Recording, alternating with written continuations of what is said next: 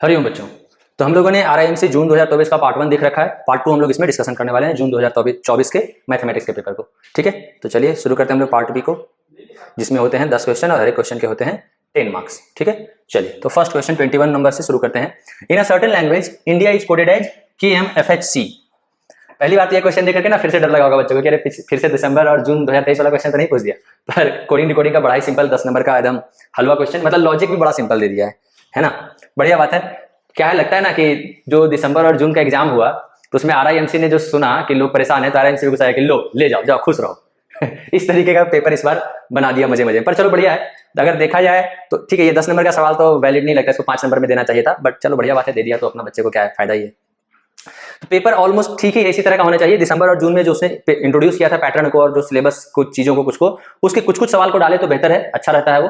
बाकी पेपर उस तरीके का तो नहीं, पेपर ऑलमोस्ट इसी तरीके का होना चाहिए। ठीक है, कुछ चीजों को चेंज करके थोड़े छोटे मोटे बदलावों को। चलिए ठीक है, तो हम लोग देखते हैं कि इंडिया को कोड किया गया है KMFHC में। लॉजिक देखते हैं क्या है, कोडिंग डिकोडिंग का है। तो यहां देखेंगे आई को किया गया है K में कन्वर्ट, मतलब कि IJK। तो कितना ऐड हुआ बच्चों, +2 हुआ यहां पर।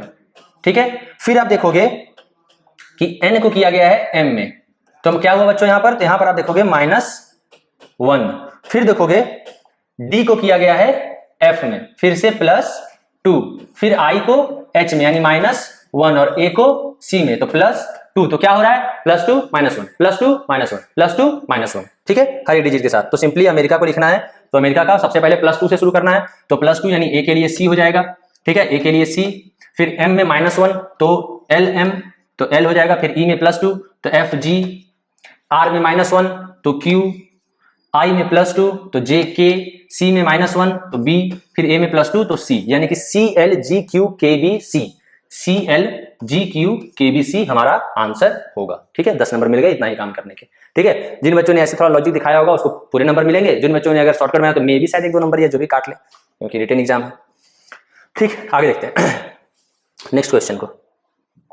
फिगर दिया हुआ है, फिगर को देखेंगे, सवाल वहीं पर समाप्त हो जाएगा।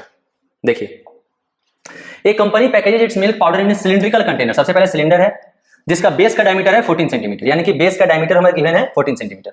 हाइट दिया हुआ है 20 सेंटीमीटर, पूरा हाइट है 20 सेंटीमीटर।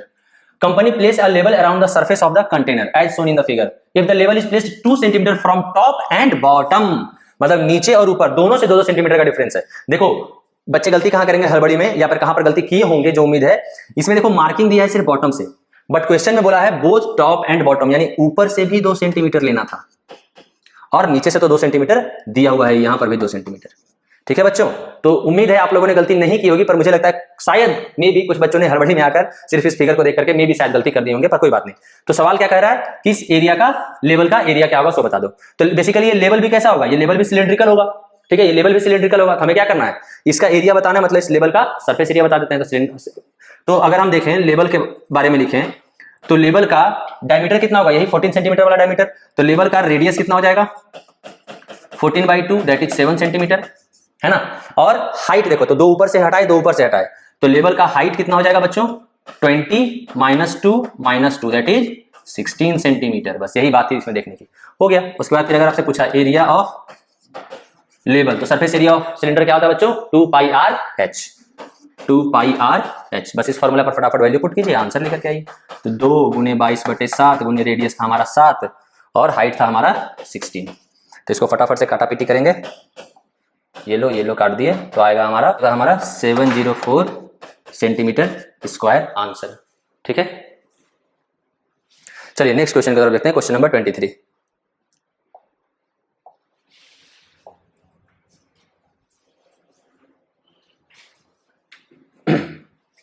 क्वेश्चन नंबर 23 कह रहा है एट व्हाट रेट %। चलिए इसको भी यहीं पर बना देंगे, है ना, यहाँ काफी जगह है। At what rate % simple interest will sum of, simple interest है, will sum of money will amount to 5/3 of itself in 6 years and 8 months। तो ठीक है, हमें दिया हुआ है सिंपल। जब भी इस तरह का सवाल हो, आपसे रेट पूछे, टाइम पूछे, आप ना कुछ भी मान लो, कुछ भी प्रिंसिपल मान लो जो आपकी इच्छा हो। ठीक है, हम यहाँ 100 मान लेते हैं। ठीक है, कि लेट हमारा जो प्रिंसिपल है वो 100 रुपये का है, तो हमको बोला कितना अमाउंट कितना हो जाना चाहिए, 5/3 ऑफ इटसेल्फ। तो अमाउंट जो हो जाना चाहिए वो हो जाना चाहिए 5/3 ऑफ प्रिंसिपल। अब देखो 100 मानने, यहाँ पर हम देखो 100 को हटा करके कहेंगे कि नहीं 100 नहीं मानेंगे हम, ना यहाँ पर 15 रुपये ही मानेंगे। पता है क्यों, देखो कुछ भी मानो चलेगा, कोई प्रॉब्लम नहीं है। हम 15 इसलिए मानेंगे कि 5/3 है ना, तो कट जाएगा, थोड़ा आसान हो जाएगा ना कैलकुलेशन, ठीक है, बस इसीलिए आपको भी इसी तरीके से मानना चाहिए। 5/3 इंटू 15 करेंगे तो काटेंगे, आ जाएगा 25, यानी अमाउंट हो गया 25। तो आपको पता है कि सिंपल इंटरेस्ट कितना मिला होगा, तो amount minus principal that is 25 minus 15, यानी कि 10 रुपीज, 10 रुपए, ठीक है, 10 रुपए का सिंपल इंटरेस्ट मिला है। अब गिवन क्या है, तो हमें रेट निकालना है। टाइम हमें क्या गिवन है, तो टाइम कितने समय में, 6 ईयर्स प्लस 8 मंथ। हमें पता है कि हमेशा एक यूनिट में होना चाहिए टाइम, तो हम ईयर में कन्वर्ट कर लेते हैं। तो 6 ईयर प्लस 8/12 ईयर, जब इसको आप सॉल्व करोगे तो आपके पास मिलेगा बच्चों 8/12, यानी कि 6 ईयर प्लस 2/3 ईयर्स, मतलब कि 20/3 ईयर्स, ठीक है। अब आ जाते हैं हम लोग सिंपल जो हमारा गिवन है उस पर। तो अगर हम लोग सिंपल इंटरेस्ट का फॉर्मूला लिखें, simple interest equal to P into R into T upon 100। देखो बाल को सिर्फ यही एक फॉर्मूला होता है, बाकी अलग से लोग प्रिंसिपल का फॉर्मूला याद करते हैं, रेट का फॉर्मूला याद करते हैं, टाइम का फॉर्मूला कुछ नहीं होता है, यही होता है, ठीक है। इसको देखो बिठाएंगे सारा फॉर्मूला आ जाएगा। प्रिंसिपल हमको इंटरेस्ट कितना कमाना है, 10 रुपये कमाना है इंटरेस्ट हमारा, है ना, तो 10 रुपये का इंटरेस्ट हो गया। प्रिंसिपल कितना माना है हमने, 15 रुपया मान कर रखा है। रेट हमें निकालना है, टाइम हमें गिवन है 20/3 अपॉन 100, काटा पीटी कर दीजिए, 3 5 जा 25, ठीक है, और 20 25 100 हो भी जाता है। तो यहाँ से देखो अपने आप ही आ गया R इक्वल्स टू 10। तो हमारा आंसर आ गया बच्चों, हमारा आंसर आ गया यहाँ पर, rate is equal to 10% per annum, 10% per annum, ठीक है, खत्म सवाल। चलिए 24 में बढ़ जाते हैं।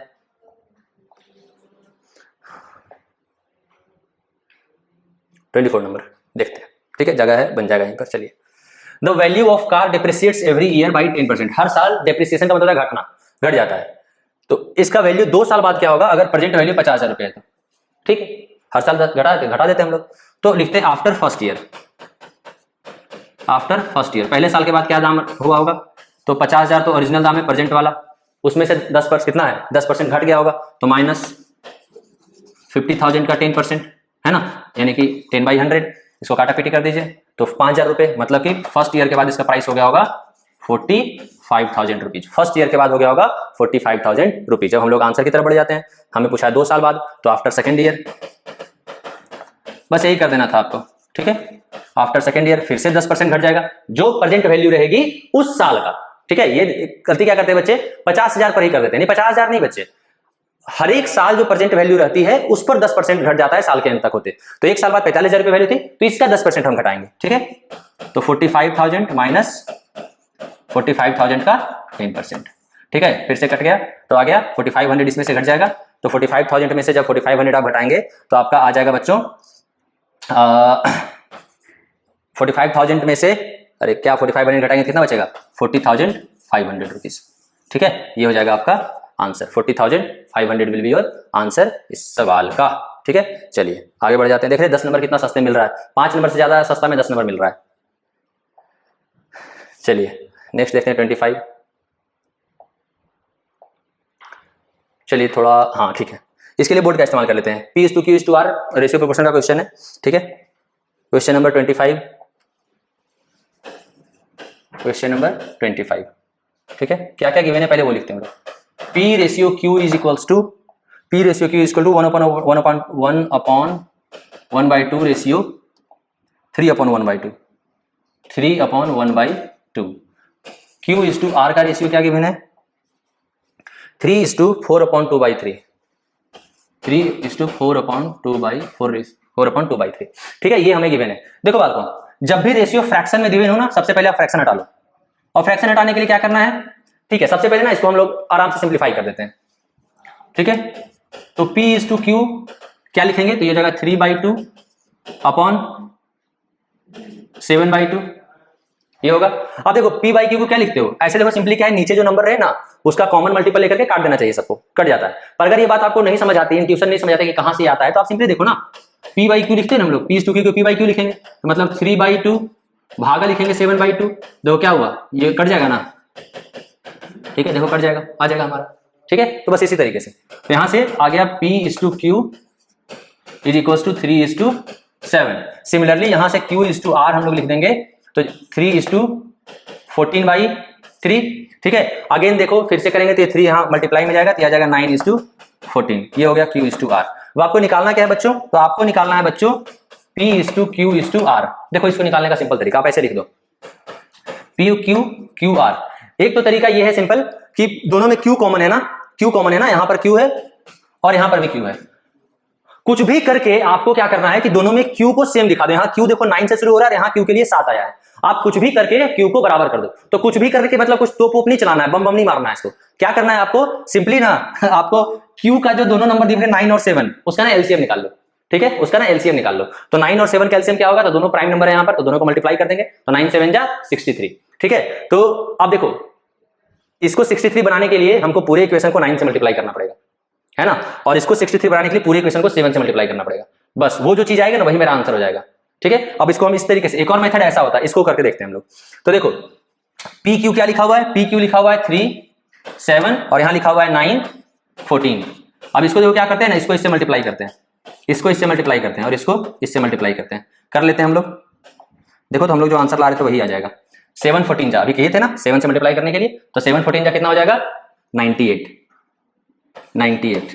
ठीक है, फिर देखो हम कहते हैं ना कि इसको 9 और 7 को मल्टीप्लाई करना पड़ेगा, यहाँ देखो मल्टीप्लाई करना पड़ेगा, तो 9 7 जा 63, फिर 9 3 जा 27। यही देखो आया था ना पी के लिए, जब आप 9 से मल्टीप्लाई करते हैं 27 तो आगे हमारा रिक्वायर्ड रेशियो, यानी कि P is to Q is to R is equals to 27 ratio 63 ratio 90। ठीक है, बहुत सारे मेथड होते हैं ऐसे, P is to Q is to R कैसे निकालें, P is to Q is to R is to S कैसे निकालें। ठीक है, PQ दिया हुआ है, QR दिया हुआ है, RS दिया हुआ है, तो कैसे निकालें, 3 वाला 4 वाला। ठीक है, ये सब होते हैं, बहुत ही सिंपल होते हैं। ठीक है, अगर आपको इसमें डाउट है और समझना हो तो जरूर कमेंट बॉक्स में बताएं। ठीक है, इस पर हम लोग भी अलग से क्वेश्चंस और उसके प्रैक्टिस लेकर के आएंगे। ठीक है, ओके चलिए अब अगले सवाल की जवाब देखते हैं। 26 नंबर क्वेश्चन। 26 कह रहा है cost of 5 metre of a particular quality of cloth. अच्छा, 5 मीटर का क्लॉथ का दाम है 210 रुपया। Tabulate the cost of 2 4 10 and 13 metre of cloth of the same type. इसमें कुछ करना नहीं था, इसमें आपको बिल बनाना था। ठीक है, आपसे आरएमसी देखना चाहता है कि बिल बनाने बच्चा जानता है कि नहीं। ठीक है, चलो बना देते हैं। तो आपको बोला है 5 मीटर का दाम है 210 रुपया, तो यहां से आप 1 मीटर का दाम निकाल लोगे, तो 1 मीटर का दाम क्या होगा 210/5 यानी कि 42 रुपीज। 42 रुपीज पर मीटर इसका रेट हो गया। ठीक है, ₹42 पर मीटर। अब इसी से आपको टेबुलेट करना था। क्या टेबुलेट, तो मतलब एक टेबल बना देते हैं हम लोग, एक टेबल बना देंगे हम लोग इस तरीके से। थोड़ा सा साफ साफ जगह पर लिख लेते हैं। ठीक है, चलिए एक टेबल बना लेते हैं बोर्ड पर ही। ठीक है, क्वेश्चन 26 में आपको कुछ नहीं करना था, एक टेबल बना लेना था। एक तरफ आप सीरियल नंबर लिख दो, एक तरफ लिख दो लेंथ और एक तरफ कॉस्ट। ठीक है, सीरियल नंबर 1 देंगे, लेंथ है 2 मीटर, कॉस्ट क्या हो जाएगा इसका 2 × 42 which is equal to 84 metre. यहाँ आप पहले ऊपर लिख देंगे रेट इज इक्वल टू ₹42 पर मीटर, क्योंकि सिमिलर टाइप का क्लॉथ है इसलिए आप रेट एक ही जगह पर लिख सकते हो। ठीक है, दूसरा हो जाएगा 4, तो 4 × 42 इक्वल्स टू 168। ठीक है, थर्ड है हमारा 5 मीटर, तो 5 × 42 विच इज इक्वल टू 210, और फोर्थ है आपका 10 metre which is equal to 10 × 42 which is equal to 420। बस ये टेबुलेट कर दिया अपना, हो गया आपका 10 नंबर मिल गया आपके। ठीक है, बस। अच्छा 2 4 10 और 13 था। ठीक है, सॉरी 5 और 10 की जगह आप 10 और 13 कर दीजिएगा। ठीक है, ओके 27 नंबर में देखते हैं।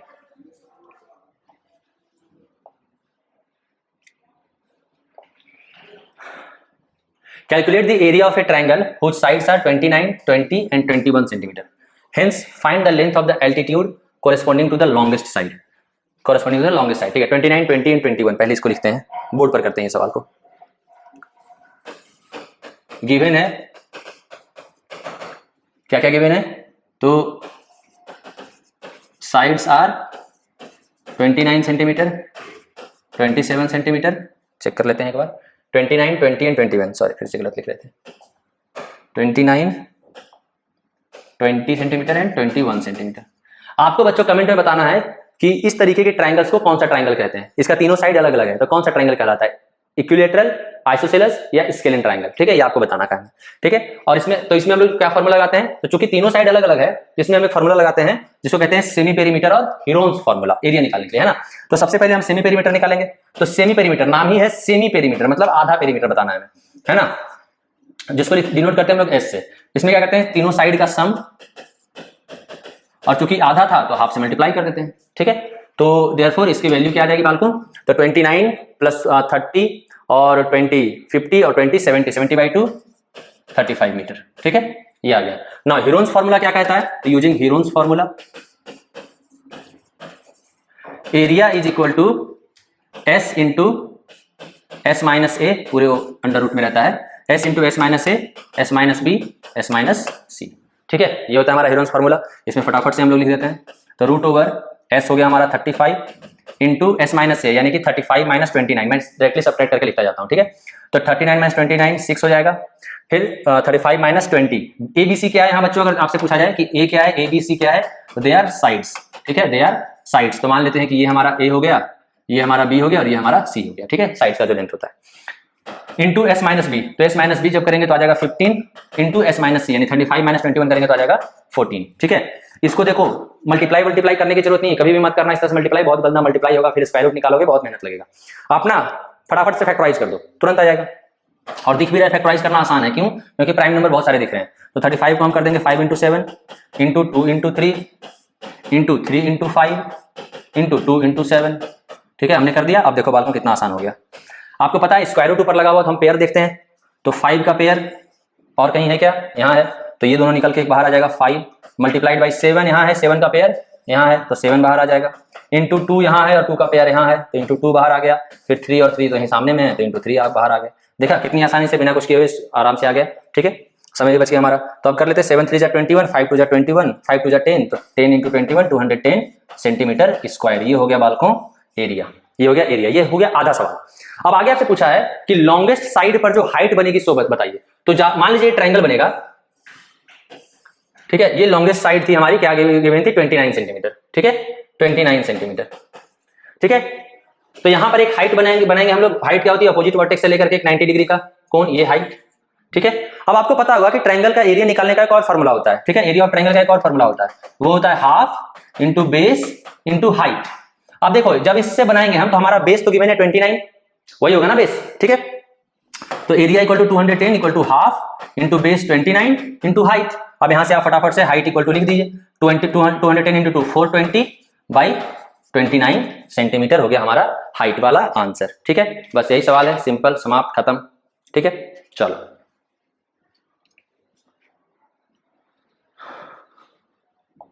ठीक है बच्चों, चलिए आगे बढ़ते हैं हम लोग। इसका आंसर क्या क्या आया? तो एरिया आ गया हमारा 210 सेंटीमीटर का स्क्वायर और हाइट आ गई हमारी 420 बाई 29 सेंटीमीटर। ठीक है, चलिए ओके बच्चों, नेक्स्ट क्वेश्चन देते हैं हम लोग। Question number 28। क्या कह रहा है क्वेश्चन में कि in the ever figure P Q R S is a parallelogram. P Q R S एक पैरेललोग्राम है। ठीक है, T is the mid point of P Q. T जो है वो इस पी क्यू का मिड पॉइंट है, मतलब P T equal to Q T होगा। S T bisect angle S. S T जो है वो एंगल एस को बाइसेक्ट करा, मतलब एंगल 1 और एंगल 2 बराबर हमें दिया हुआ है। ठीक है, ओके। प्रूफ क्या करना है हमें? Q R equal to Q T. पहला हम लोग आते हैं कि पहला हमें क्या प्रूफ करना है? Q R equal to Q T. अब लिखते हैं, चलिए शुरू करते हैं। देखो Q R equal to Q T हमें यहां दिख रहा है कि हमें इसको प्रूफ करना है कि ये दोनों बराबर हैं। देखो बालको, ये दोनों बराबर हैं। अब आपको दिख रहा होगा कि ये एक ट्रायंगल बना रहा है और ट्रायंगल के दो साइड बराबर हैं।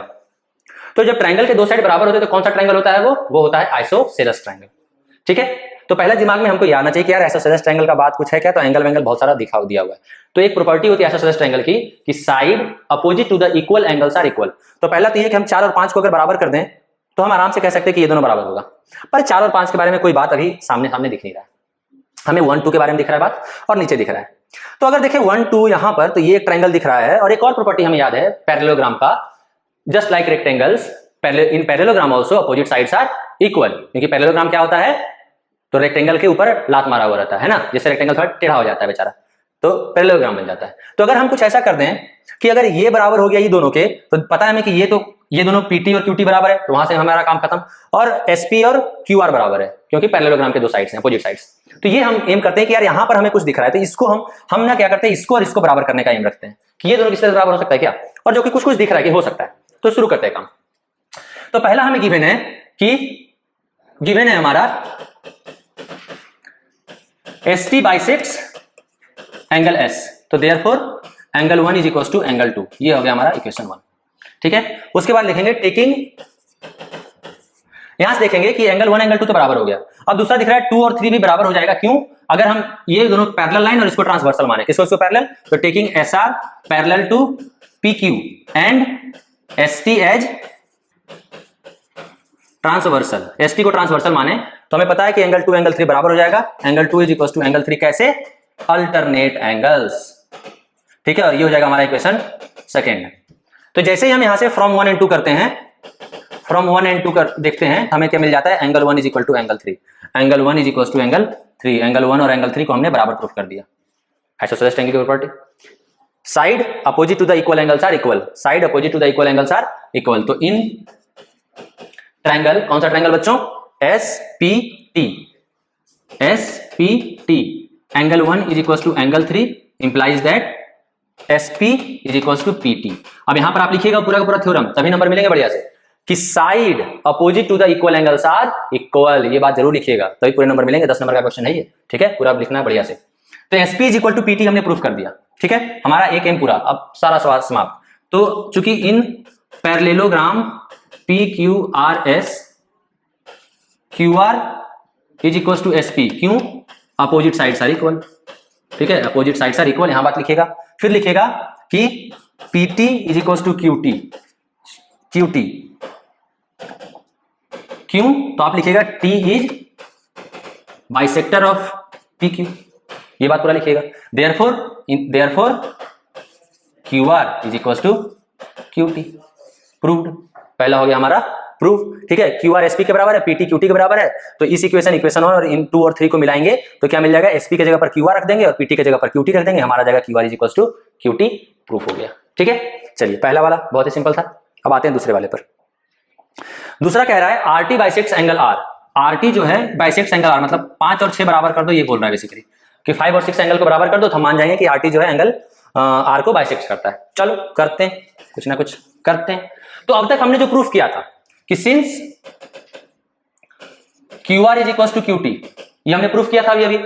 तो अब हम ट्रायंगल लें, अगर हम लोग अब लें इन ट्रायंगल RQT, ठीक है, same angle 5 is equal to angle 4 होगा फर्स्ट। क्यों? यहां पर भी हम फिर से वो थ्योरम लिखेंगे, अपोजिट कि angle equal to opposite sides. ये देखो, ये साइड और ये साइड बराबर है, तो इसलिए इसके जो अपोजिट एंगल है वो भी बराबर होंगे, इसके जो अपोजिट एंगल है वो भी बराबर होंगे। तो angle opposite equal sides are equal in a isosceles triangle. तो यहां से हो गया फर्स्ट इक्वेशन आ गया, यहां पूरा आप थ्योरम लिखिएगा। ठीक है, नाउ अगेन इन और if we take SR parallel to PQ and RT as transversal. RT को अगर आप ट्रांसवर्सल बनाते हो तो क्या होगा? Angle 4 is equal to angle 6, again alternate angle. और ये हो गया आपका इक्वेशन 2। फिर से बच्चों, फिर से करेंगे हम फ्रॉम 1 and 2। 1 और 2 एंगल से हमने क्या कर दिया? 4 दोनों में कॉमन है, तो angle 5 is equal to angle 6 हमने प्रूफ कर दिया कि ये दोनों एंगल बराबर है। Therefore sorry R bisects angle R, और R नहीं, RT बाइसेक्ट्स एंगल R। ठीक है, RT बाइसेक्ट्स एंगल R। दूसरा भी प्रूफ हो गया, बहुत ही सिंपल था, है ना, दूसरा भी प्रूफ हो गया। चलिए अब हम लोग थर्ड की तरफ बढ़ते हैं। एंगल STR बोल रहा है कि एंगल STR, ये वाला एंगल जो है उसको 90 डिग्री प्रूफ कर दो। ये वाला एंगल को 90 डिग्री प्रूफ कर दो।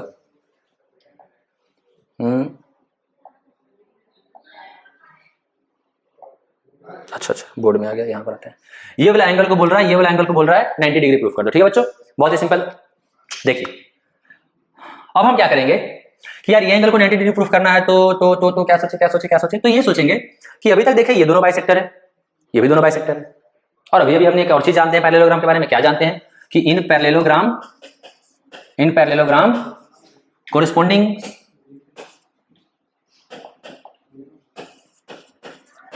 सम ऑफ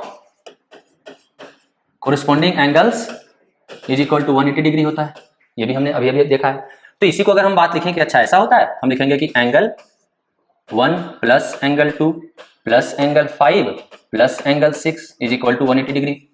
ठीक, अभी हमने देखा एंगल 1 एंगल 2 बराबर है, एंगल 5 और एंगल 6 बराबर है, तो एंगल 1 बाहर का है, हम इस ट्रायंगल को अब देखना चाहते हैं, तो हम ऐसे लिख देते हैं कि 2 times of angle 2 plus 2 times of angle 6 is equal to 180 degree. अब देखो बच्चों, हमने क्या किया? 2 कॉमन ले लिया, angle 2 plus angle 6 equal to 180 degree. तो एंगल 2 प्लस एंगल 6 आ गया हमारा 90 डिग्री।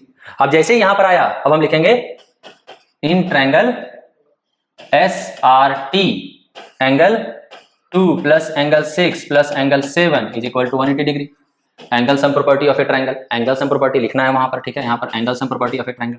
तो therefore angle 7 is equal to 180 degree minus 90 degree, that is 90 degree. आपको पता है एंगल 7 ही है एंगल STR, हेंस प्रूव्ड। ठीक है, खत्म, बढ़िया, चलिए बहुत बढ़िया। क्वेश्चन नंबर 29 में आते हैं। ये देखिए क्वेश्चन नंबर 29 की बात कर रहे थे। क्वेश्चन नंबर 29 रिपीटेड क्वेश्चन है आपका, है ना। Abhishek has 3 times as many 2 rupee coins as he has 5 rupee coins. हमने शायद क्वेश्चन नंबर 11 में देखा है सेम क्वेश्चन को, ठीक है। तो बढ़िया है, फ्री में नंबर मिल गए हैं। जितना RIMC ने दिसंबर और जनवरी में परेशान किया, इस बार बोला कि यार मजे करो तुम लोग, ठीक है, हैव फन। ठीक है, तो चलिए ये सवाल ऑलरेडी देख चुके हैं आप, पीछे जाकर उसको देख सकते हैं, पार्ट ए वाले वीडियो में हमारा है वो, ठीक है। तो इसका आंसर मैं लिख लेता हूँ। इसका आंसर आया था हमारा कि ₹2 के कॉइन थे हमारे पास 21 एंड ₹5 के कॉइन थे हमारे पास 7। तो इसका डिनोमिनेशन 35, 42, 77 रुपीज, ठीक है। चलिए 30 नंबर क्वेश्चन को देखते हैं। देखो बच्चों 30th नंबर क्वेश्चन में एक चीज सीखने का फिर से। तो हमने देखा था पार्ट 1 वाले क्वेश्चन में एक वो जो ट्रायंगल से रिंग बनाया था, तो हमने सीखा था कि 2D फिगर में जब एक शेप से दूसरा शेप में जाते हैं तो क्या कांस्टेंट रहता है, पेरीमीटर कांस्टेंट रहता है ना। उसी तरह से 3D फिगर में अगर एक शेप से दूसरा शेप में जाएंगे तो क्या कांस्टेंट रहेगा, उसका वॉल्यूम कांस्टेंट रहेगा। क्योंकि देखो मैथमेटिक्स में वॉल्यूम का अगर मतलब देखें तो वॉल्यूम का मतलब कि कितना उसमें जगह है, कितना, अगर कोई सॉलिड चीज है तो मतलब कितना चीज उसमें भरा हुआ है, राइट। तो उसी चीज को अगर मेल्ट करके या कुछ भी करके कोई और चीज बनाएंगे तो ऐसा नहीं है कि सामान बीच से निकाल रहे हैं, खत्म कर रहे हैं, नहीं, सामान तो उतना है, मतलब जगह तो उतना लेगा ही वो, तो जगह उतना ही लेगा, मतलब वॉल्यूम सेम रहेगा। तो ये कॉन्सेप्ट दिमाग में रखना है कि 3D फिगर में जब हम लोग किसी शेप को एक से दूसरा में करते हैं, शेप 2 में कन्वर्ट करते हैं, तो हमारा कांस्टेंट रहता है, हमारा वॉल्यूम जो रहता है वो हमेशा कांस्टेंट रहता है, टोटल वॉल्यूम हमेशा कांस्टेंट रहता है। इसी कॉन्सेप्ट का इस्तेमाल हम लोग करेंगे यहां पर, ठीक है। चलिए तो करते हैं हम लोग फटाफट से। तो दिया हुआ है कि टोटल, पहले हम लोग निकाल लेते हैं टोटल वॉल्यूम। टोटल वॉल्यूम का फॉर्मूला क्या होता है, 3 cube plus 4 cube plus 5 cube. आपका काम रहेगा फॉर्मूला हमको बताइए कि formula of volume of cube क्या होता है, ठीक है। इसको जब सम करेंगे तो आएगा 216 सेंटीमीटर क्यूब, ठीक है। कमेंट में जरूर बताइएगा formula of volume of cube क्या होता है, ठीक है। मैंने डायरेक्टली सॉल्व कर दिया इसको, ठीक है। 216 सेंटीमीटर क्यूब इसका वॉल्यूम आ गया छोटे वालों का। अब अभी हमने पढ़ा है कि वॉल्यूम सेम रहेगा, तो this will be equals to volume of bigger cube. लगता है मुझे ही बताना पड़ेगा अभी, ठीक है, उसके बिना सवाल बनेगा नहीं, तो बना देते हैं। तो वॉल्यूम ऑफ क्यूब होता है साइड का क्यूब, ठीक है। तो देयरफॉर साइड बड़े वाले क्यूब के लिए लिख रहे हैं, जिसको मेल्ट करके नया वाला क्यूब जो बनाया गया, नया वाला क्यूब, उसका साइड का क्यूब इज इक्वल टू हो जाएगा 216 सेंटीमीटर क्यूब। तो आपको पता है जब इसका आप क्यूब रूट निकालोगे तो आ जाएगा साइड इक्वल टू 6 सेंटीमीटर, ठीक है। अब निकालना हमें क्या है, हमें निकालना है पृष्ठीय क्षेत्र, surface area of the new cube. तो सरफेस एरिया ऑफ क्यूब होता है 6 इंटू साइड स्क्वायर। चलिए ये चीज आप लोग बताइएगा कि ये फॉर्मूला आता कहां से, क्यों हम लोग 6 इंटू साइड स्क्वायर लिखते हैं, ठीक है। मैं वेट करूंगा, बताइएगा जरूर। तो जाएगा 6 इंटू साइड का स्क्वायर यानी 6 का square, that means 216 centimetre square is it's answer. 216 centimetre square इसका आंसर। चलिए बच्चों यहाँ पर पेपर समाप्त हुआ जून का। आशा है आप सबों का एग्जाम बढ़िया गया होगा। All the best, let's just wait for the results. Thank you.